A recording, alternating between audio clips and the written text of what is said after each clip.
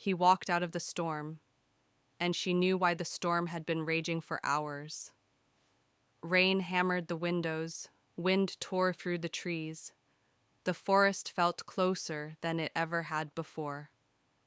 Emma had lived on the edge of the woods for years, but nights like this still unsettled her. Storms changed things. They pushed the wild closer. They made the darkness feel alive. She was about to turn off the last light when she heard it. A heavy thud, then another. Not thunder, not wind, something solid. Emma froze and slowly pulled the curtain aside. A deer stood on her porch, a young stag, soaked and trembling, his chest rising too fast. Water streamed from his coat, his legs shook as if they might give out at any moment. But it wasn't his size that made her breath catch.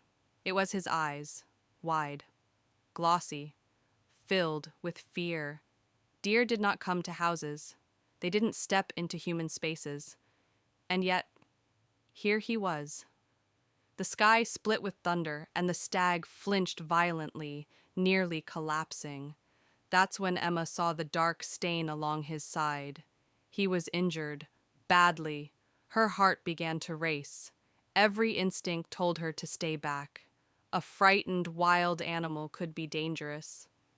But the deer didn't charge. He didn't run. He just stood there, as if waiting. Emma spoke softly, barely above a whisper. "It's okay. I won't hurt you." The words were for herself as much as for him. The deer exhaled, a long, shaky breath, and lowered his head slightly. Something in her chest tightened. He hadn't come by accident. He had come because he had nowhere else to go. Emma moved slowly, step by careful step. She turned on the porch light, flooding the space with a warm glow. The deer didn't flee. Instead, his legs gave out. He collapsed onto the wooden boards with a dull, exhausted sound. Emma rushed forward, then stopped herself, afraid she'd frightened him. But he stayed still, breathing hard, steam rising from his body in the cold air. Up close, the injury was clearer, a deep gash along his side. Not fresh blood, but not healed. Possibly wire, possibly a hidden snare. Illegal. Cruel.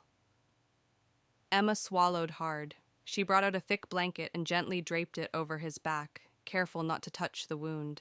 His body trembled beneath the fabric. She tried calling wildlife services. No signal. The storm had taken it. She was alone. Alone with a wounded wild animal who had chosen her porch as his last refuge. She cleaned the wound as best she could, hands shaking but steady. The deer flinched but didn't pull away. At one point, he rested his head against the railing, exhausted, defeated. Emma sat beside him, soaked and cold, refusing to leave. "You're going to be okay," she whispered. "You came here for a reason." The hours passed slowly. The storm faded. The rain softened. The forest grew quiet. Just before dawn, the deer stirred.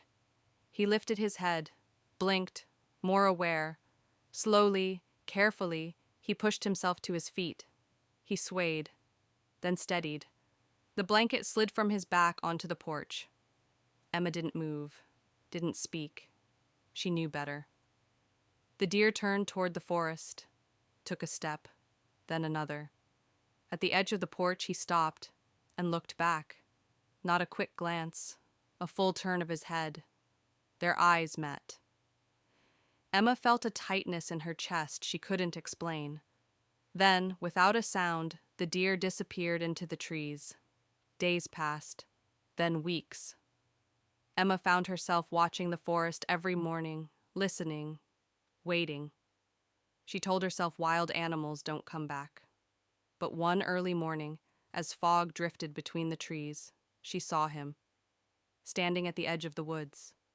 Healthier, stronger, alive. He didn't approach the house, didn't step onto the porch. He just stood there, watching, for a long moment. Then he turned and vanished into the forest for the final time. Emma never saw him again, but she never forgot him, because sometimes in the middle of a storm, when fear leaves you with nowhere else to go, you don't run deeper into the dark. Sometimes you walk toward the light.